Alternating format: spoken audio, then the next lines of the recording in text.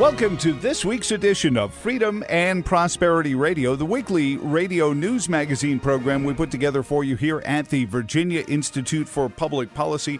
My name is Joe Thomas, and joining us to kick off this week's program is a story that it strikes home because I have enough miles on my odometer personally that I remember when we deregulated phone service. And I remember, people aren't going to be able to call the police and what happens when they can't call the fire department and all those things. And it's funny, a month or two ago, Ken Cuccinelli was on with us, and we happened to mention deregulating electric service, and Ken informed me that that was already going on, and I started to hear the same things. Oh, my gosh, and he's back on the program because he has now actually gotten an official organization together around deregulating electric utility distribution in Virginia. Ken, welcome back to the program. How are you, sir?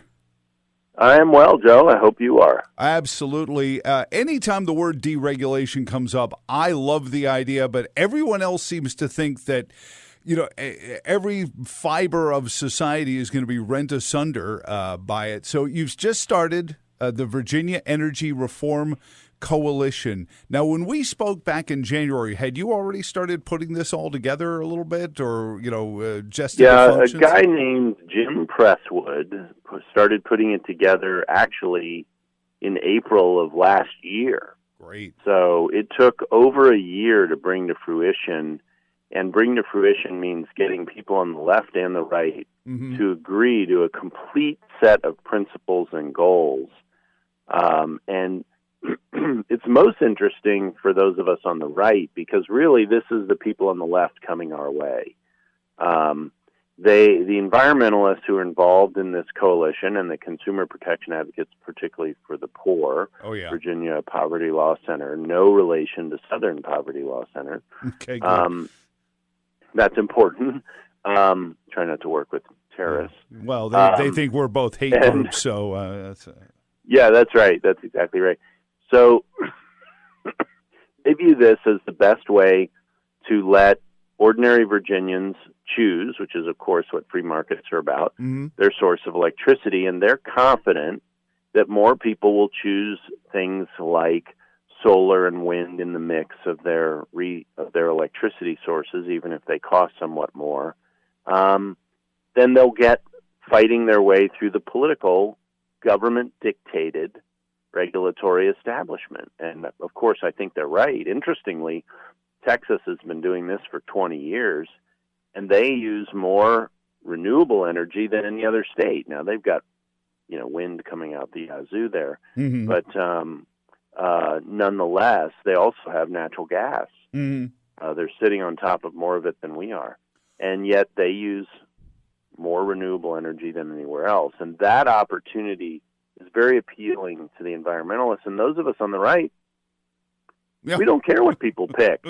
Right. As long as they get to choose for themselves, and they have, they're not lied to. As long as the pricing you get is real, that's good. And the main thing, if you were to boil this down to one aspect of the whole program, the way this is achieved is to do what we refer to as shrinking the monopoly. Right now, as you know, we have APCO and Dominion are regulated vertical monopolies, which means they get, by government diktat, a service territory that nobody can compete with them in. And that means not only to deliver the power, but to generate it. So they've got natural gas plants. They've got the Lake Anna nuclear plant. They've got coal plants. They're building solar farms. They've got all the electricity production. They also own the wires that brings that electricity to us from the power plants. And no one can wrest the customers, you and me, as well as businesses, commercial and industrial customers, from them. They own the whole thing, top to bottom. Yeah. Well, we plan to shrink that monopoly down to just owning the wires. And we don't expect Dominion and APCO to retain ownership of the wires. They'll have that option.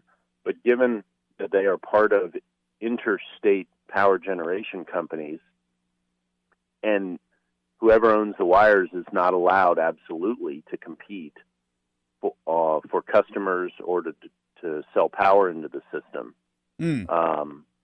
then we think they're going to pick selling power. Now, they'll get to sell power into the system, too.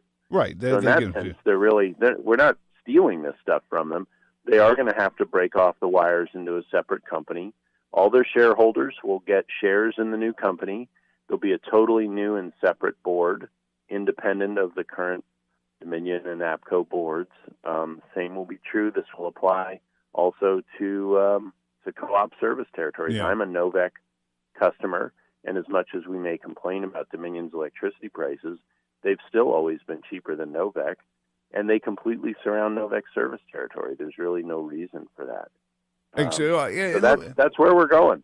Let me go back to the days of deregulating long distance phone service, and what they did was they basically said they said to AT&T, okay, Ma Bell, you've strung these lines, but we need to make sure everyone can compete on them. So, yeah, I forget what the percentage is. I know some of the phone companies misrepresent why, or what this price is on the bill, but it's basically saying you're renting space, or you're paying for a little bit of the space that AT&T did invest the resources into building. The infrastructure is not inconsequential to that end. But it sounds like this is the same kind of idea, that if somebody in Charlottesville wanted to create an electric generating plant that used unicorn hair and rainbows, if they could master it, they could get into the grid and say, hey, if you want to buy Absolutely right. Okay, so it that's does exactly right. up. And you know what? In Texas, here 20 years later, where they started off much worse than where we're starting, they have over 100 offerings for every customer in the state. Wow, 126 at last count. So and the customer's in charge. See, what we're used to is, okay, I get 10 cents per kilowatt hour or whatever. They have offerings like, we'll sell you time-dependent priced electricity. Oh. So you start to get new products. And one of the problems, as you and I know, Joe, with monopolies, is they intentionally, not merely by accident, they intentionally stifle innovation. Sure. They don't want to change. That takes effort. Right. And investment and money we can use change competition. And it means you have to build that better mousetrap. Now, let me, when you bring this and you talk about this coalition of the left and the right, and I truly think this is an example of why, when we hang those labels on each other's bumpers, we're not nearly as far apart as Bernie Sanders and President Trump seem to want to make us sound like when we're there. It's great for talk radio fodder, but at the end of the day, I mean, we talk about property rights, we talk about vote sanctity, we talked about so many things that we all have in common. Criminal justice reform. Absolutely. Yeah. That somebody shouldn't be just arrested just cause. Nobody's tax record should be collected by a government entity just cause. I mean, because it seems like just cause has replaced just cause in our lexicon. You can steal that one too, Ken, if you want. But this is one of those great moments. Whether or not we can accomplish it or not is another question. What about the regulators? Have this sounds like the kind of thing a guy like a Chap Peterson would be all over as a Democrat in the state Senate, a Mark Obenchain. I mean, you could see some really unique coalitions. Yeah, Chap, to his credit, when we rolled this coalition out, we hadn't talked to any legislative officials. We got all the coalition pieces right first.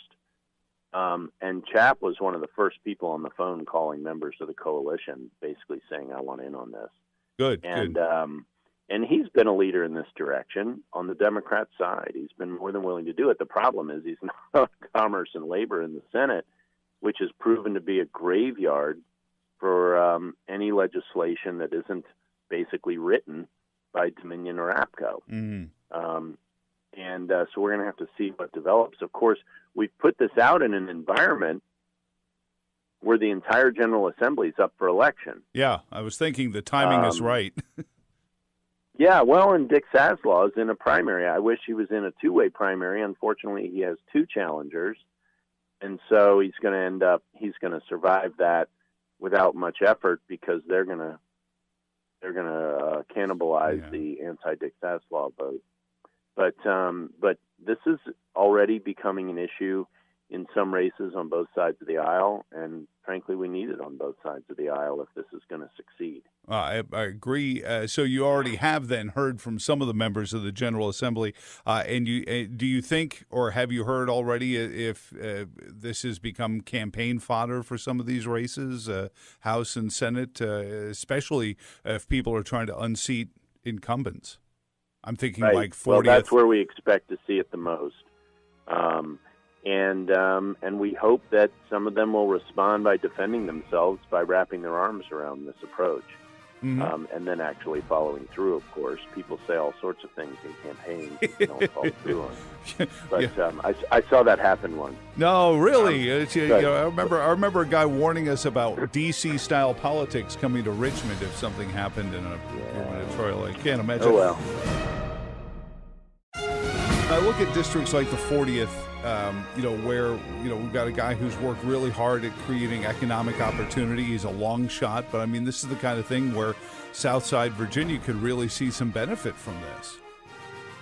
Yeah, when I was Attorney General, I held 10 town hall meetings, and all 10 were in or south of Roanoke, and all 10 were on electricity rates. People in other parts of the state don't realize how sensitive this issue is down there. Now, it's poorer down there, and one of the features of energy is very similar to food. Because we all need a certain amount of it, poor people end up spending a bigger portion of their budget on food and energy because they have to. There's no escaping it. And so one feature of this comprehensive proposal is to consolidate all of our poverty programs into one thing where we're modeling it after Ohio, again, run by Republicans. It's very transparent, very formulaic. And right now what we have is a system where Dominion wants to lock in windfall profits. And I don't say that normally, but in a government-sanctioned monopoly, I feel comfortable using the term windfall profits because that's what they've done. And so they come and they say, oh, and we'll do, $57 million of these great things for poor people. And that gets them some more votes. And then they don't do it. And what we end up with is this, they don't actually do it all. But we also end up with this, I wouldn't even call it a quilt. A quilt is at least square. This is a bunch of quilt squares that may or may not make any recognizable shape that end up being how we deal with poor people in the electricity market. And so what we do is we wipe all of that out and replace it with a straightforward and now tested in Ohio program that just addresses people at 150% of the federal poverty level or below. It creates two categories, one for those who heat with gas and one or still some heating oil, and some who heat with electricity. So, and up to 6% of their income would be the max they pay. And we would also then utilize already existing federal dollars for weatherization, where we see people who are using energy outside the norm. Right. To basically do a free energy audit of their home and do some education on saving money by how to lower your bills without lowering your standard of living. And every year, the State Corporation Commission would figure out how much that costs, and it's done on a cost basis, and it's called doing a true-up every year, where they estimate what the next year will be, and then in the year following that, they look back and see how close they were, and they make adjustments for the following year based on how close their estimates were. So yes, we end up subsidizing to a small degree poor people's electricity, but we're already doing that now. Right, this at least now we go. This gives us a transparent way that we can all see with a formula we can all understand to take care of the people who are at the very bottom of the economic ladder. The idea of getting them in a billing situation where they don't need our help anymore. Ken Cuccinelli is on with us. Ken, is there a website, before we go too much further, I don't want to bury the lead, is there a good place to look up the Virginia Energy Reform Coalition so people can kind of sniff around it? See, yes. VirginiaEnergyReform.org. Oh, pretty straightforward. If you go to the About page, you can see either the short version of what we're proposing or the long version. At the bottom, there's 8 pages. And the reason it took 13 months to put all this together is we really did put it all together. We used the architect, Pat Wood is the guy's name, who has worked for then Governor George Bush in Texas and was the architect of the Texas free market system. He then went and chaired VERC. Coincidentally, he lived in Virginia while he did that, under President Bush. And while he was there, they began working with others to set up PJM. Now, your listeners wouldn't necessarily know what that is. That is a 14-state wholesale electricity market. Interesting. And Virginia is part of it. And I mentioned earlier, we're better off today than Texas was when they started their free market. And the main reason is PJM. So you've already heard Dominion's first response is the sky will fall, Chicken Little's running everywhere. And we'll have blackouts and will be California. And I know, California is the ultimate cut down for somebody get me Chris Horner for the other segment here. Let's get Chris Horner and he can explain California to us all. That's right. But with PJM there, you have a wholesale electricity market that you can call on what's called a spot basis. You can literally buy electricity, boom, at the drop of a hat. Texas didn't have that when they started their free market system 20 years ago, and they worked out fine. They had to create both a wholesale market and what we call a retail market, what you and I and businesses will take part in, Joe. And but they pulled it all off just fine. So we're not starting from scratch here. Other states have done pieces of this. You've heard me mention Texas and Ohio, and we're taking what they did, improving it slightly, and applying it to Virginia's circumstances. And we're going to give people more choices at lower prices and with greater reliability and innovation in the electricity market than anyone in Virginia has ever seen. Let me ask you this because it comes up, and actually I have about 30 questions I want to ask, but I want to go, I've written security down twice because we hear the people who are selling 12-year supplies of canned food telling you, the energy grid is at great risk and, one EMP away from Game of Thrones, et cetera, et cetera. It sounds like decentralizing would actually make this more secure. I've always felt that decentralization makes any network more secure because now there's not one place for the bad guys to hit. Is that a fair point? Yeah, so let's break security into 2 pieces. What most people think of as security and then resiliency as well. All right. So the ability to bounce back.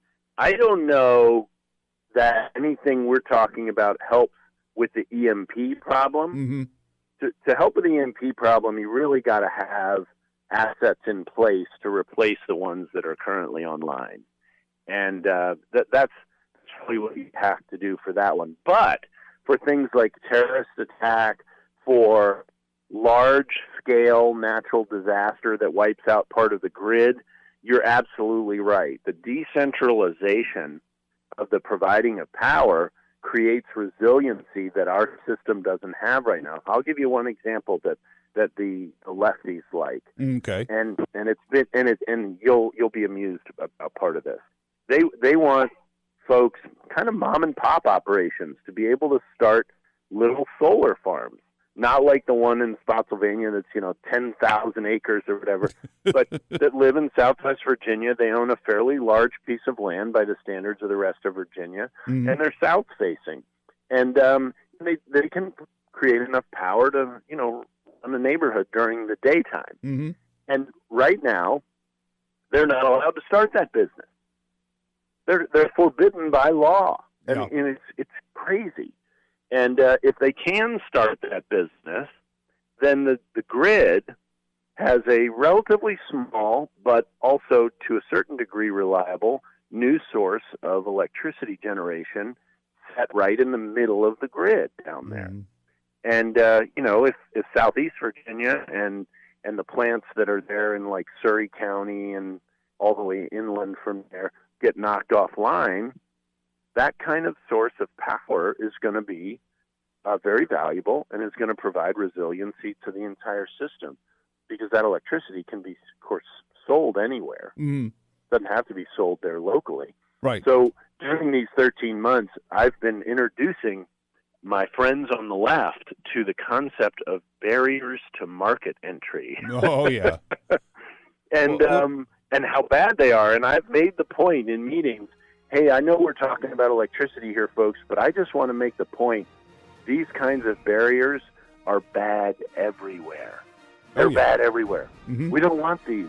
And they exist all over the place, and the big boys want them, and the little folks don't. Right, it's Mark Zuckerberg. You should join us in healthcare and in every other industry. Blue Cross is a big supporter of Obamacare. Yeah, I remember hearing that about you. Bet.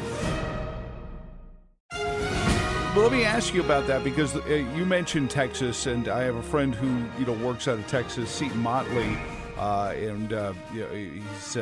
he was telling me that Texas is struggling because politicians have gotten involved, and that licensure has reared its ugly head in Texas. And maybe it is, you have a good thing for a while and people start to get, complacent about it or something like that. How do we insulate, pun intended, our Virginia system from the idea that 20 years hence, politicians start thinking, well, maybe we create a licensure division to protect the consumer, so there's not 55 or 60 electric utilities, and who knows who the good operators are, and the State Corporation Commission, that kind of thing.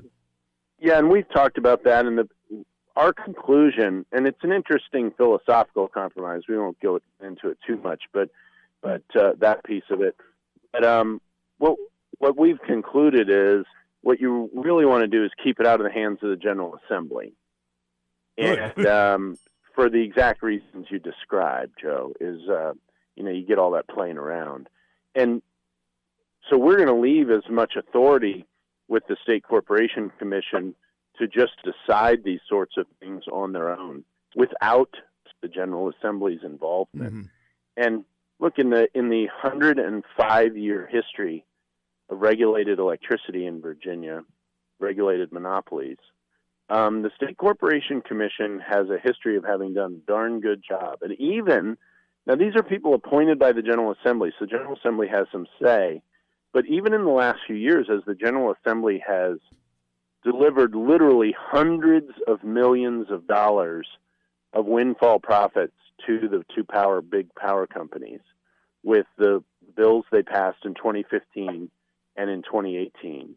The State Corporation Commission started writing into their orders. The reason we know how much over-earning these companies did is because the State Corporation Commission went and figured it out and wrote it into their orders.